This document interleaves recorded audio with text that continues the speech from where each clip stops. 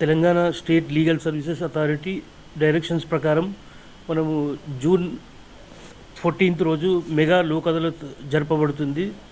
దీంట్లో ఇప్పుడు మనం లాస్ట్ టైం కూడా ఈ మహబూబ్ నగర్ యూనిట్కి వచ్చేసరికి 17,431 కేసెస్ డిస్పోజ్ చేయడం జరుగుతుంది. ఈసారి కూడా అదే అన్ని కేసులు చేయాలని చెప్పి అందరికీ చెప్పడం జరిగింది. మేము రోజు కూడా ఇన్సూరెన్స్ కంపెనీస్, బ్యాంక్ స్టాఫ్ మరియు పోలీస్ డిపార్ట్మెంట్ అందరితో కూడా రోజు మీటింగ్స్ పెట్టడం జరుగుతుంది.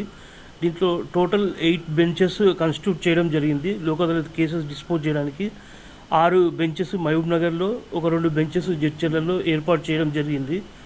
దీంట్లో ఏంటంటే ముఖ్యంగా మోటార్ యాక్సిడెంట్ కాంపెన్సేషన్ కేసులు మరియు మ్యాట్రిమోనియల్ కేసెస్, ఇంకా చెక్ బౌన్స్ కేసులు, కాంపౌండబుల్ క్రిమినల్ కేసులు, ఇవన్నీ కూడా రాజీ కుదుర్చడం జరుగుతుంది. దీంట్లో ముఖ్యంగా ఏంటంటే దీంట్లో ఒకవేళ కాంప్రమైజ్ అయితే కోర్ట్ ఫీ అనేది వాపస్ ఇవ్వడం జరుగుతుంది.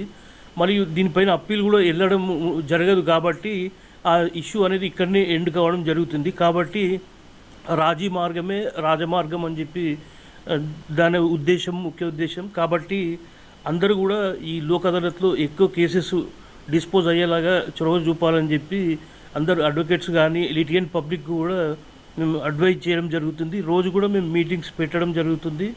అందరూ ఆఫీసర్స్ కూడా రోజు స్టెప్స్ తీసుకోవడం జరుగుతుంది. మా లీగల్ సర్వీసెస్లో కూడా మీడియేషన్ అవన్నీ కూడా నిర్వహించడం జరుగుతుంది ఎక్కువ కేసెస్ డిస్పోజ్ చేయడానికి.